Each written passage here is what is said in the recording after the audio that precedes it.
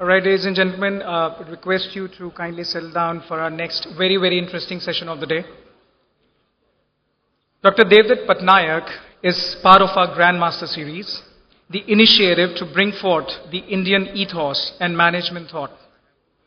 He has this beautiful way of connecting traditional wisdom with contemporary thoughts. Time to welcome on stage Dr. Devdutt Patnaik, Chief Belief Officer, Fortune Group, who will share the secret of how tales can transform. Dr. Patnaik.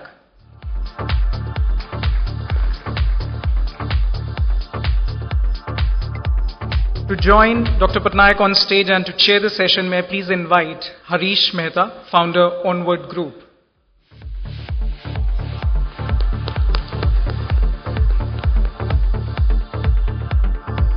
Over to you, Harish.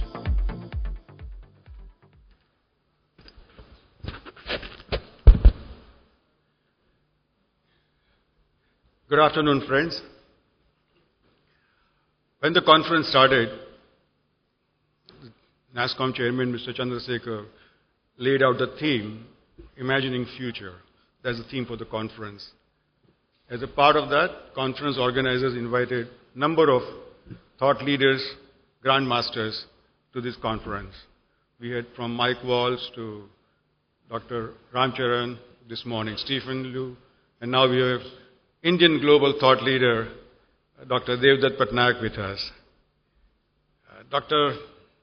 He likes to call himself Devdutt. He says, don't call me doctor. So I'll call him Devdutt. Devdutt, he is a doctor. By profession, he is a medicine doctor. He practices now leadership coach. He is mythologist by passion. He's a very frequent speaker at various NASSCOM conferences. He's written more than 20 plus books. His next book, Business Sutra, which will be released next month.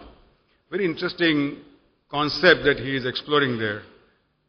We all are used to we all know the shortcomings of Western style management. Quarter to quarter pressures, compromising or sacrificing long-term gains. Shareholder value, overriding societal concerns, environmental concerns.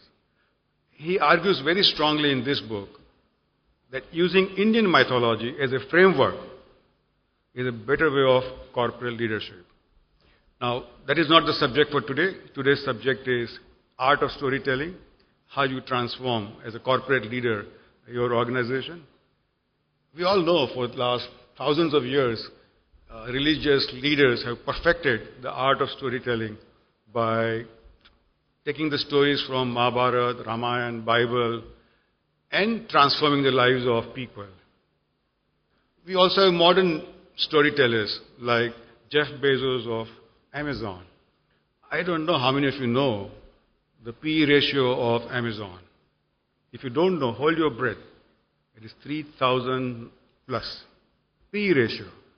And Apple, P/E ratio is 10.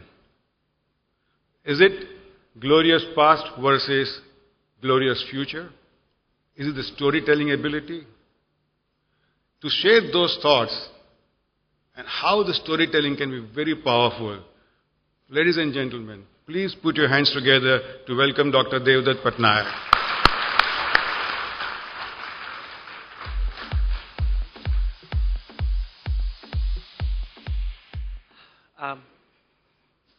Is it on? Yeah. Good morning. I'm often asked what is the difference between a truth and falsehood. Truth is basically a story that you believe in. And falsehood is a story that you don't believe in. And truth and falsehood are both stories. And if you don't accept this fundamental concept, then you will never be a good storyteller. So what you believe in is true, what you don't believe is not true. But everything ultimately is a story. So just before I begin, how many of you all tell stories? How many of you all don't? Now, pick up the phone and talk to your wife right now and describe what happened in NASSCOM. Is that true or false? पता है आज office में क्या हुआ? Do you know what happened in office today? And hear the conversation carefully, and it is actually a story. Ask your mother to recount what happened in family the day she got married, and she will tell you a story. Ask the investor what he hears when people make a pitch to him, and he will tell you, I'm hearing a story. Ask the management trainee what does he hear when you are selling him your organization, and he's actually hearing a story. What do you see in advertising? And it's actually story. How do you differentiate between one alcohol and the other? They all give you the same impact. All you do is sell a story, and one story can make a difference for several millions of dollars. It's what you sell. If I were to ask you, introduce yourself, will you tell me the truth or will you tell me a story? If I ask your competitor to introduce you, I'm sure the story will be very different. So what is true? What is true in this world? What you read in the newspapers?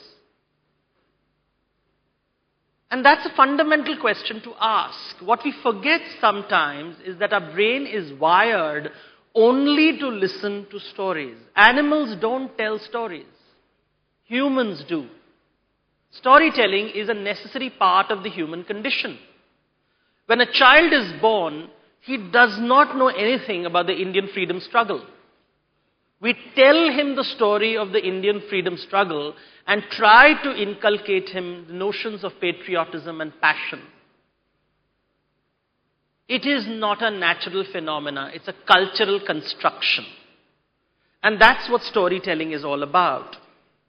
Everybody talks about data, and we start assuming that a pivot table constructs the truth.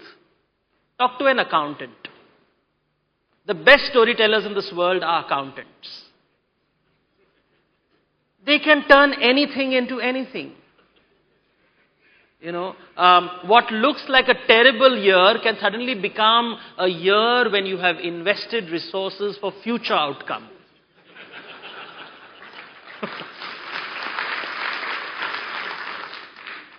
And that's storytelling. Visualize a man going in front of investors and telling that one day I will create a slate on which you move your hands and you can feel the world. Years later, we call that the iPad. But think of the time when it was sold as an idea. Somebody believed in him. Somebody invested money in him. And maybe there were 10 people telling the same story at the same time. One succeeded. But at the time of investment, it was just a story. Think of all the people who have made their zillions in the last 10 years. 11 years ago, they had nothing. They only had a story.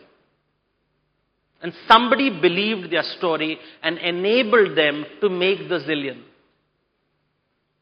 And the fact is, there were many who didn't make zillions. They too told stories, and they too got investments which had to be written off. So the fact is, we are telling stories all the time. It's just that we have not understood what stories are. What is a story? If you study marketing, branding, these are the places where storytelling is very obvious. What is not obvious is how storytelling is part of our textbooks, our manuscripts, our political documents. Any document that you read anywhere in the world is ultimately a story that has been sold to us, and we have assumed it is true. And that's the whole thing. And that's difficult for sometimes to accept. So we would like to classify the world into true stories and false stories. But a mythologist like me who studies stories all the time, there is no such thing. It is just stories that you believe in and stories that you don't. And if you want to be a leader, you have to believe in a story, and you have to convince people that that story is true, which means they have to start believing your story. And ask yourself, if I don't believe you, will I believe your story? If I don't trust you, Will I trust your story? We believe everything our mother tells us about the world when we are children. We believe everything our father tells us when we are born. And then one day we grow up and we realize our stories are different from theirs. The world is not the way they sold. That auntie is not as evil as my mother told me. And that uncle is not as evil as my dad told me. You know, every family has property disputes, and there is always the villain, the monster, the six-headed hydra who needs to be shot dead, and you kill him and the world will be a better place. And invariably the storyteller is the hero. So what I'm going to do now is take you through the physiology of storytelling. I'm going to take you through the physiology of storytelling. What I mean by that is how essential is storytelling to the human condition. So I'm not going to talk to you, I'm not going to give you examples. I'm going to sell the idea of story to you. It doesn't need to be sold. You are just not aware of it, that you are a storyteller. You are telling stories all the time. As I said, every time you pick up the phone, you do tell a story. What I'm going to do is tell you how it is critical for the human condition to survive. For the sake of sanity, how important stories are. So here we go. So this is the planet Mars. What is the first thing that you do when you are looking at a new planet? The first thing you are told is, listen, is there water in this planet? Why? Because if there is water, there is a possibility of life. And so you seek life. Water which is moving, minerals, you hope that this will create life. But what is life, essentially? Life is movement, but even this is moving. Water is moving. It is movement in a very particular direction which is against gravity, which you see in plants. Plants move against gravity towards sunlight for food. They have a target. They move towards food all the time. That's what makes life. What is the Hindi word for target? Laksh. From Laksh comes Lakshmi, the goddess of wealth. The target that keeps us alive. We work towards it. But then come animals. Animals run. Why do animals run? They are seeking pastures. They are seeking prey. They want to eat. They want to survive. They too have a target. So they run. Plants compete for resources. These are trees competing for sunlight. We just don't see it that way because we are not taught that way. But if I were to tell you a story of one plant which grew so big that it did not let sunlight reach the ground, suddenly the plant turns into a villain. It is how you tell the story. Animals compete. But we don't call a competitive environment the jungle. But that's what it is. You compete for resources. You compete for food. Animals create pecking orders so that they get access to food. It's all driven about food. The predator is scared. It will not get enough food. And the prey is scared that it will become food. And if you go back to this image,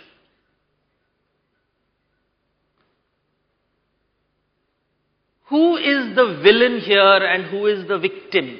Because all stories have heroes and villains and victims, right? Look at this picture and ask yourself, who is the hero and who is the villain? Who is the victim? And the story can be told in different ways, and each character can become a hero, villain, and victim. So I can say, once upon a time, there was a little deer who was dancing around like Bambi in the forest. And then an evil tiger came into the forest to eat him. And suddenly, the tiger becomes the villain. Now change the story. There was a poor tiger who had not eaten for the past 10 days. And the cunning deer looked at him, winked and ran away. And suddenly Bambi becomes the villain. It's how you tell the story. That's the art of narration. You decide. Now think about it. If they could think, if you ask the tiger who is lucky, or the cheetah over here, you ask the cheetah who is lucky, the cheetah will say, you know, the deer is lucky. Every day in the morning, gets up and there's food everywhere. It doesn't have to hunt. That is why my mother told me not to start a business. Take up a job, salary comes every day. Now go to the salaried person, or shall I say deer. And the deer looks at the cheetah. And the cheetah says, the cheetah may eat once in 10 days. But when it eats a full stomach. The deer can never eat a full stomach because when your stomach is full, you cannot run. So businessmen are so lucky, they build one business, they sell it and they make zillions. And the people in the service sector are so miserable. I've heard these stories from people in business, I've seen here people from the service sector. The narrative that transforms us into heroes, victims, martyrs, they are just narratives. Going further, this fear of the predator and fear of the prey. Where is this in humans? We are talking about human beings. Why is Devdutt Pattanaik in NASSCOM Summit talking about deer and cheetah? And think about it again. Just go back to that slide and think of yourself facing your investor. Who is the deer? Who is the cheetah? Think of yourself chasing the customer and ask yourself, what does the customer think of him every time you walk in through the door? And think of the time that you have finished the contract and cash payment has not yet happened. It's in the books, but the money has not come. Who is the cheetah? Who is the deer? And then you suddenly realize that, you know what? The cheetah and the deer, the predator and the prey, both are inside us. You see, we are 99% animals from a genetic point of view. Of course, very depressing if I say there are 99% animals in this room. You know, but that's a narrative, right? So I will tell, no, we are human beings because we have something spectacular. We have 100 grams of tissue that stops us from being an animal. And what is that tissue? It is the brain. We have a larger brain. And because I have the larger brain, I'm special. Because the brain allows me to do one thing that animals cannot do. Any guesses what that is?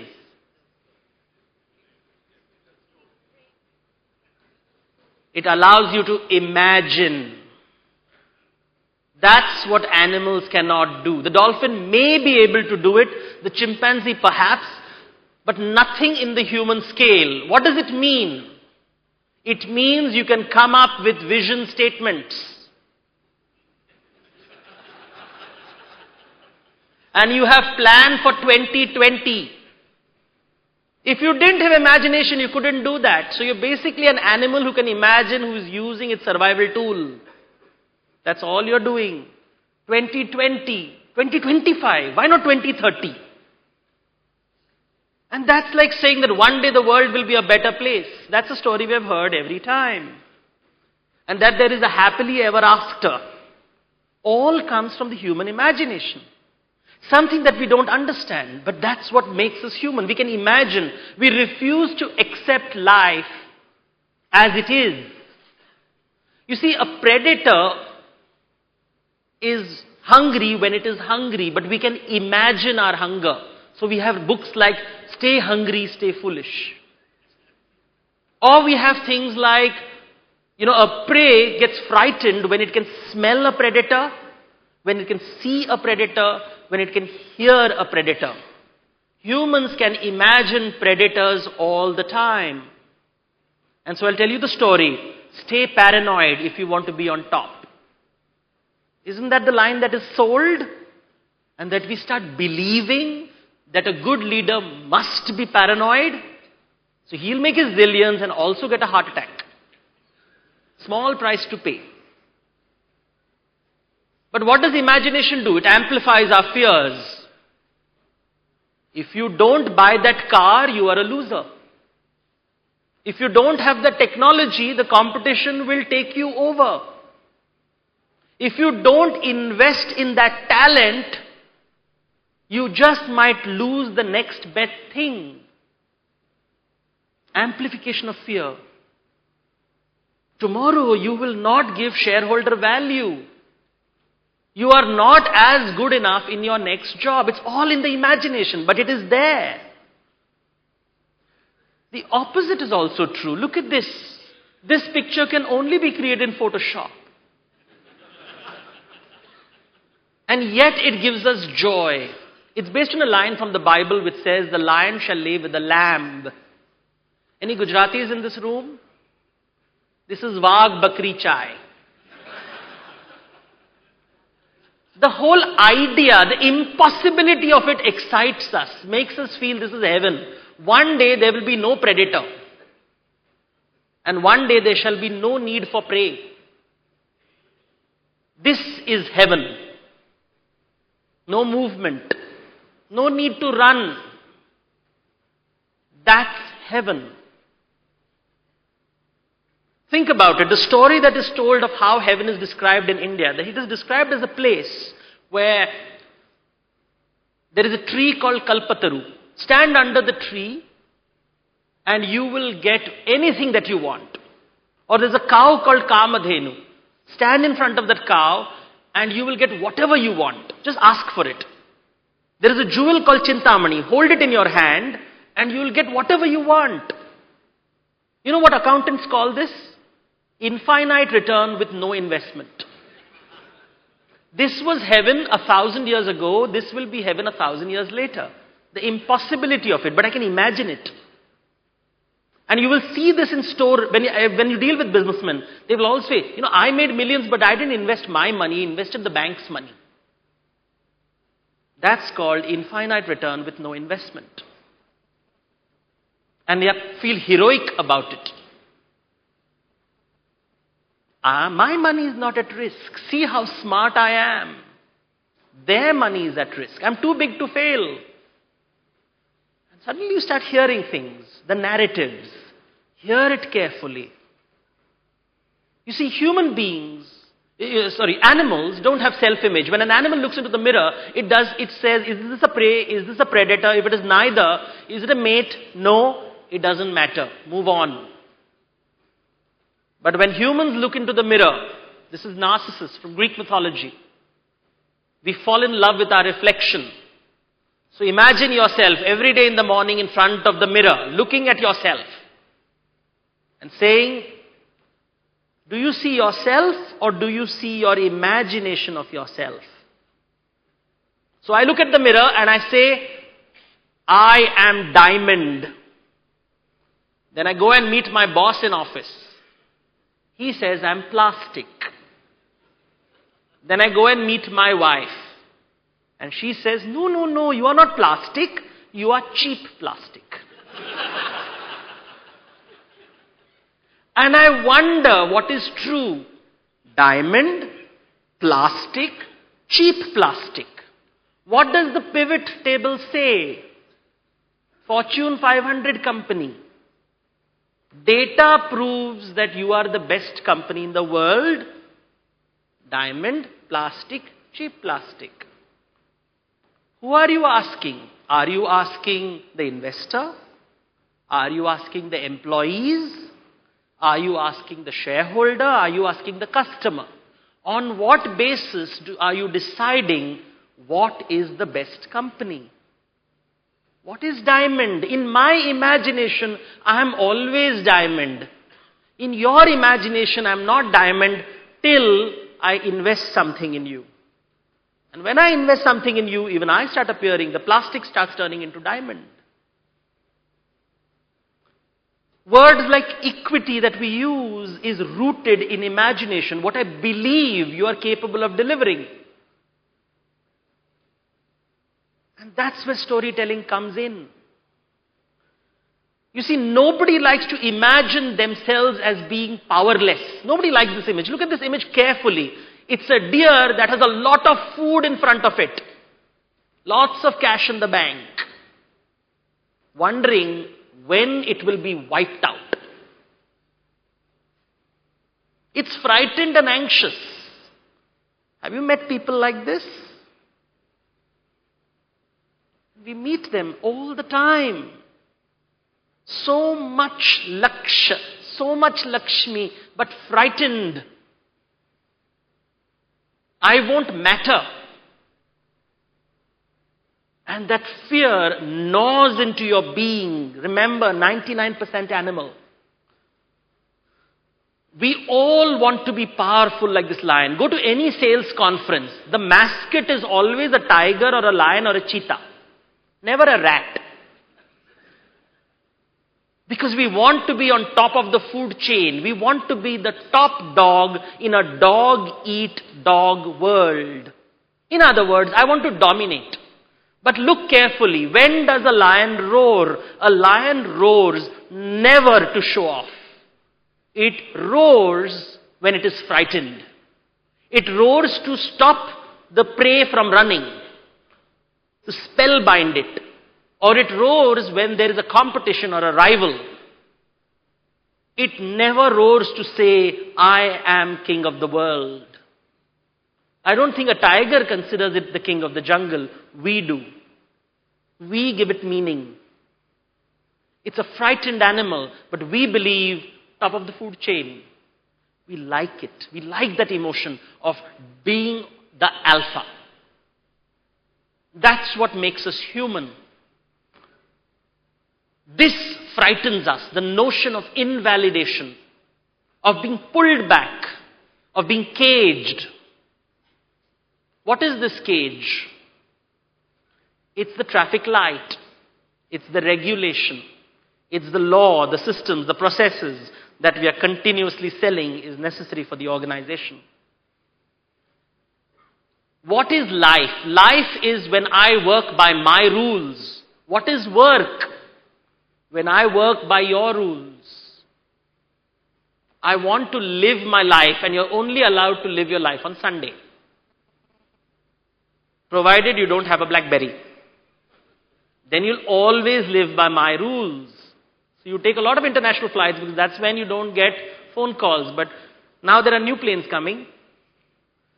And the boss will always decide the lion that has been hired will be tamed. You see, I always ask people that, we love to domesticate animals. How do you domesticate animals in the corporate world? We sign a contract. It's called voluntary domestication.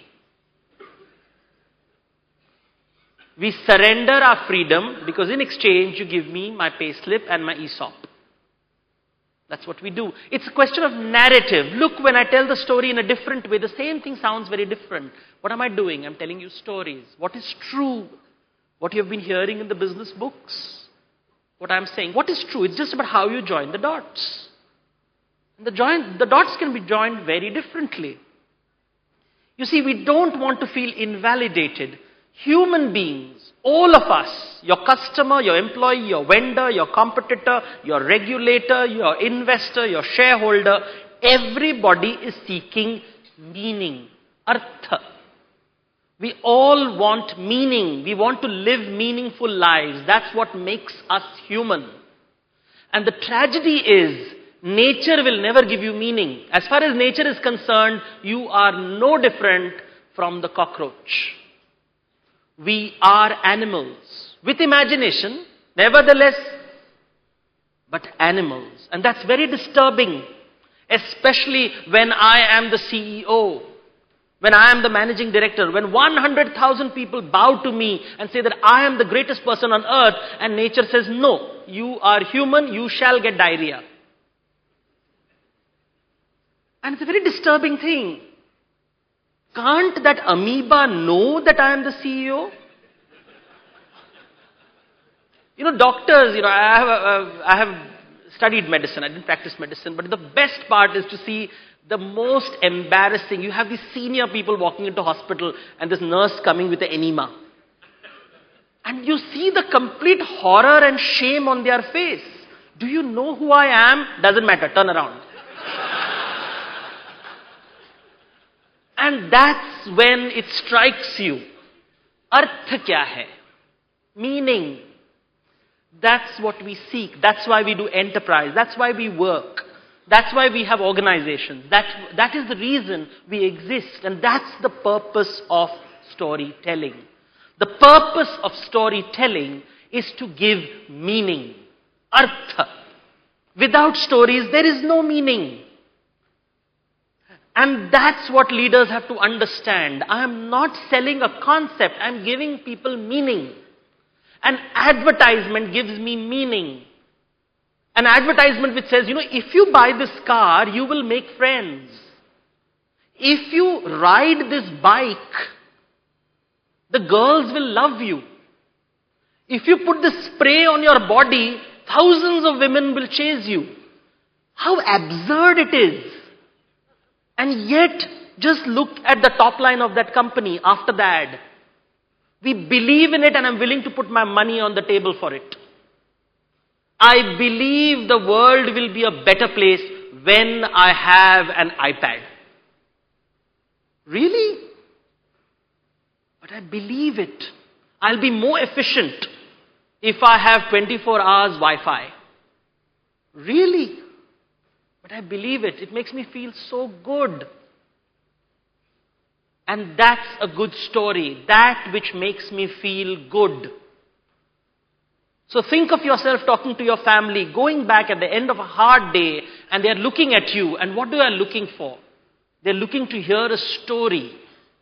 A story which tells them that you missed them, that you matter, that they matter. And then they want to hear a story where you tell about the office, and where you tell them that you matter in that office.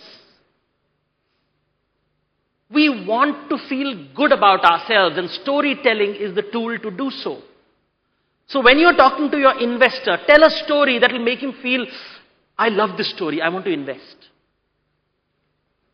When you talk to your employee, tell a story that makes him feel, I don't care if I'm getting better salary from there, I want to work here. It makes me feel good. He's talking to me. That's what I want. I want storytelling. When people are intimate with each other, what do? We tell each other stories all the time. Long conversations where I'm telling about heroes and villains and victims and martyrs. We love it. Otherwise the film industry wouldn't be doing so well. We forget the simple. We're so obsessed with data, we forget that data when joined interestingly becomes fantastic. And then it becomes exciting. I want to know the journey that made you from a nobody to a somebody. Because as you are narrating the story, I start believing that could be me. Look, he was vulnerable too. I am also vulnerable. That's empathy. Because I say, I empathize with you. I understand your fear. I understand that you are a prey. I understand that you are a predator. It's all inside you. We are frightened. And enterprise enables us to cope with that fear. The marketplace enables us to cope with that fear. Commercial activity, looked down with such disdain, is actually a very powerful way to help me feel good about myself, to uplift my self-worth, my self-image. That's what I want when I work in the company. Not just the pay slip. That's important. Every animal wants its fodder. But that's not the only thing. I want to feel good about myself. I want to feel I matter. So as a leader, you have to ask yourself, step one, do you matter or do they matter? If only you matter, your storytelling will never convince the other. But the moment you say the other person matters, I empathize with the fear of the investor. I empathize with the fear of the shareholder. I empathize with the fear of the employee, the customer. I empathize. And genuinely empathize. Then the storytelling will be natural and wonderful. You see, I decided to put together 6 points to enable you to be a better storyteller. I've always been told that you have to give some takeaways. So, I don't believe in them, but why not? When you tell a story, ask yourself, do you give me hope? Is your story giving me hope? If you're not giving me hope, I don't want to be in the same room with you. You know, think of that friend who always tells depressing stories. Have you met those people who are always whining? Oh, India is so terrible, so much of corruption, everything, the roads don't work, there are so many potholes, it rains. In summer, they will say it's very hot. In winter, they'll say it's very cold. They are always complaining. Will you like to hang around with such people? And especially if he's your boss, you're like, okay, attrition rate is going high right now. We want hope, one. I want to believe that you will help me get my prey, my food.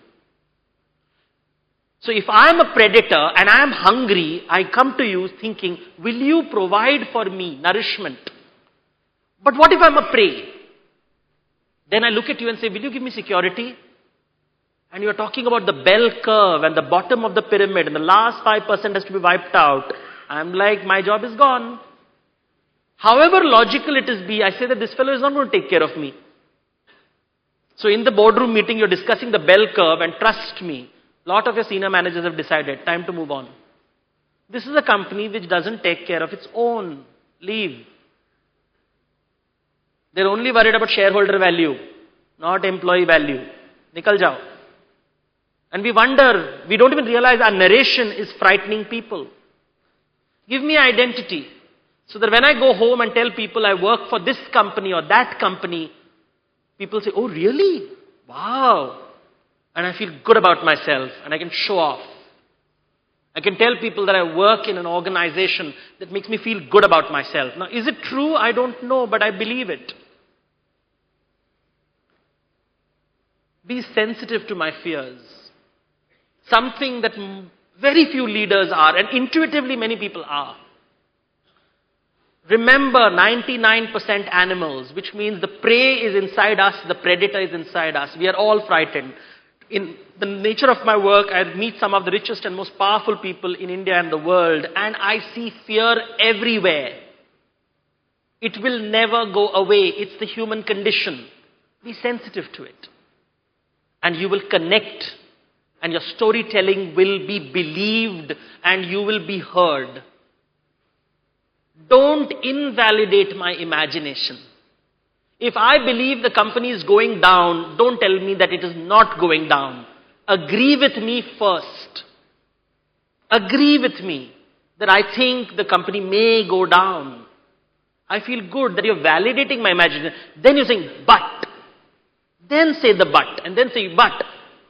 There is a way to come out, and we feel if we do these three things, then you give me value, because you are not invalidating my imagination. And most critical, I see this in, whenever the management trainees are shown these films, it's so terrible because the film is only talking about the company. The child in that room doesn't care for the company. He wants to be a hero. He wants to feel that he matters. He doesn't want to feel that he's a cog in the wheel. Oh, we are a great company. And by the way, come in. You should be grateful that we are giving you a job. 1 year, he just wants experience. Because he's getting his 30% increment next year, because you will train them, the other people will use him. That's what happens. We don't narrate stories because we don't empathize. We don't empathize because we don't realize that human beings are frightened just like us. Appreciate this and know that a good leader is someone who helps me get out of this fear. Help me get out of this fear, and I will follow you wherever you go. Thank you.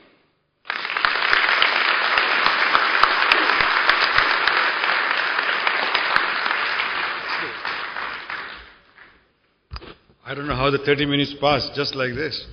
You are a master storyteller, doctor. Thank you. How much time we have for questions? Maybe let's start till... Yeah, please come. Can you keep my little advertisement on top? Yes. Yeah. Often the business leaders have to tell the story very credibly, even Yes. if the team does not believe in it. Particularly... Can you repeat, please? Sorry. Yeah, often the business leaders have to tell their story very credibly, even if the whole team does not believe in it. Yes. Because they will be mostly, looking at the constraints. Yes. But we look at the dreams that we need to chase. Yes. So how to make the story very credible? How to add the credibility element into it? I think the best stories are honest stories. Stories that reveal the honesty. And in that way, if you show yourself as being vulnerable, and at the same time not so vulnerable that you look weak. Vulnerability and weakness are two different things. Vulnerability is saying I'm human, but I'm not weak. I know how to solve it. So I constantly get the message that he is like me, but at the same time, but he has something that I don't have, and therefore I want to cling on to him. So I need both these things. I have to be vulnerable. At the same time, I must not be weak. Which means I have to tell my plus points, minus points, the SWOT analysis, the way I see it. Clarifying, this is the way I see it. And hearing alternative views. Devdutt, Thanks. Thank you for the masterclass. I guess. Hi. Yeah. So telling stories to employees is one thing. Now, how do you tell stories to your customers and make them believe in it? Well, it's called advertising. Well, in a B2B kind of a scenario where you're face to face with your customer. Just visualize this. When he meets you, what is he actually meeting? He doesn't know your company. He's meeting a human being. Step one. He doesn't know who you are. And therefore, the narrative, what happens in them, people just give the visiting card and instantly start telling the story. I don't know who you are. I don't trust you. Why should I trust your story? And that's the fundamental mistake that we do. We're so eager to tell our story without listening what the need is. And therefore, it is a slow process. The slow process of gradually, step by step, creating a relationship and then introducing your story. And that takes time. That doesn't happen instantly. Therefore, that's why there is so much of, like for example, film industry, they'll pre-market a product for a long time. They create demand. You have to create hunger. Sometimes there is hunger, but I'm not aware of it. So the job of storytelling is one, to make you aware of your hunger and then say, I have food. But if you go with selling food for a person who is not hungry or doesn't believe he is hungry, it will not work. So that's the whole purpose.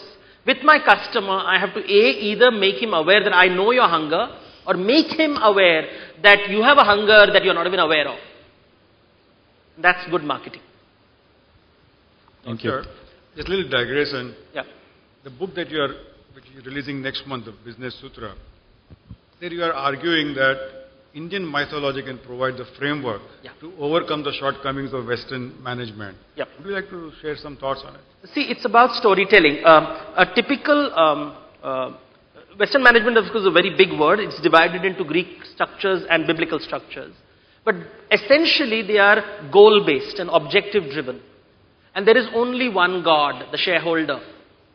Now, when that becomes the only, or the customer, depending on which organization you are in, and if there is only one God, and you're only going to focus on that, the rest are going to feel excluded. How do I include everybody? Everybody, which means not shareholder but stakeholder, which includes me. And that's the whole narrative. The narrative says that business is yajna. And in India, the yajna concept is the person who starts the yajna is called a yajman. And that's the word for leader in India, a yajman. Who initiates the fire, who makes an offering called swaha. Swaha means this of me I offer.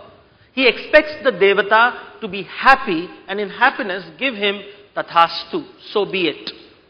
So swaha is investment and tathastu is return on investment. Who is the devata? Devata is everyone from shareholder to customer to employee. And if your balance sheet is not satisfactory, just remember, Jaisa swaha, vaisa tathastu.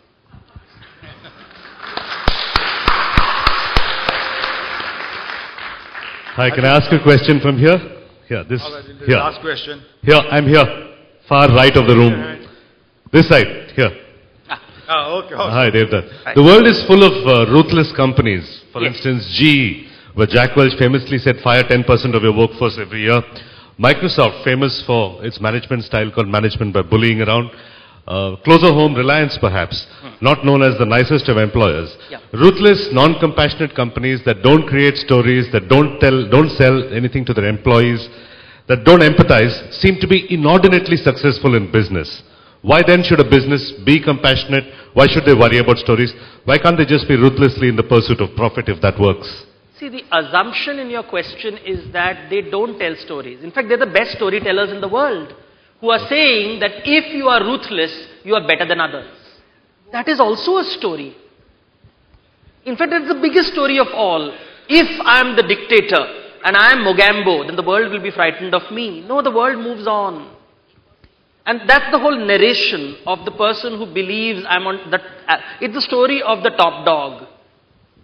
The story of the top dog is that I rule the world, and one day the top dog gets arthritis and constipation.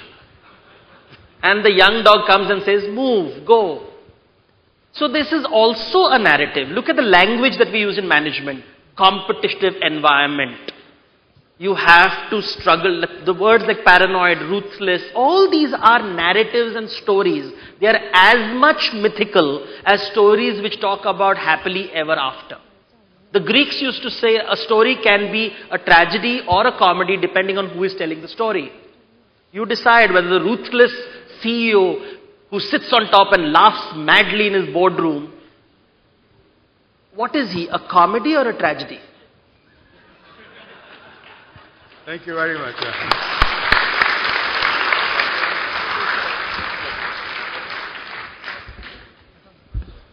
Absolutely mesmerizing. Dr. Patnaik, personally, this has been my third opportunity to listen to you, and every time I've really enjoyed it even more. Thank you. Now, I'm sure every one of us really, really loved it. Can we have another round of applause for Dr. Patnaik, please?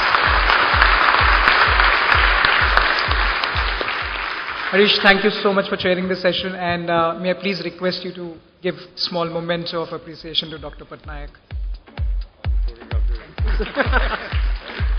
Thank you.